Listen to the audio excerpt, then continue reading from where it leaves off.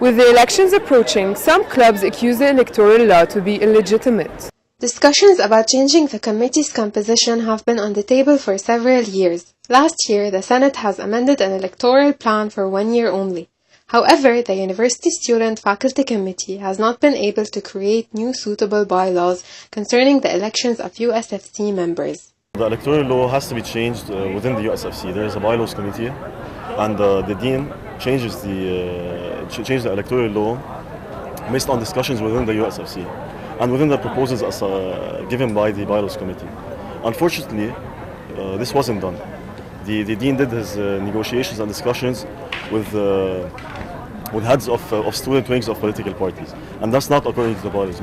The Dean of Student Affairs admits the election will not be held in the most ideal legal situation, but he insists on the fact that the law is legitimate. The bylaws are approved and amended by the Senate itself, as they were this year, and in their meeting of October 30.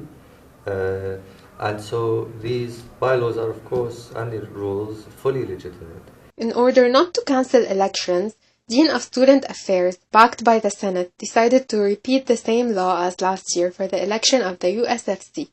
However, he announced the reduction of the number of Student Representative Committee seats by 30%. Historically, there had been problems on many levels. In some areas, in some places, the level of representation was poor. People didn't attend meetings, people didn't feel a sense of accountability or responsibility. And then the other problem we had was that there was a discrepancy in the terms of types of representation. So in fact, some faculties, you needed to go to 100 or 200 students to win to be an SRC.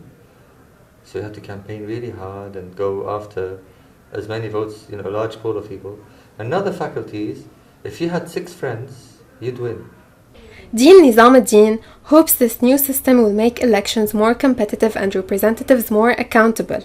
Nonetheless, several clubs believe it will only increase the chances of large parties to be elected.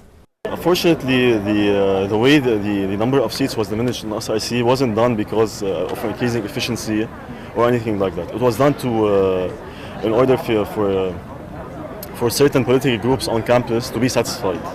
That's why the number of seats was diminished. That's our opinion. Also, the Red Oak Club started a campaign to boycott elections.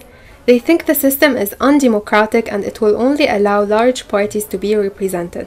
If the entire student body was one electoral bloc, all the students elect a few representatives, not this wide scattered representation, few representatives.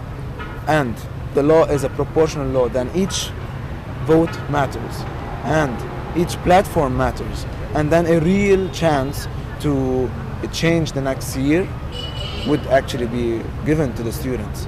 And you can't still base the elections in the university on a majoritarian law. But many students expressed mixed feelings. I don't totally agree with them on a personal level in the architecture and graphic design department. 80 student representatives aren't enough. I think it's better like that. They wanted to take out the USFC seat.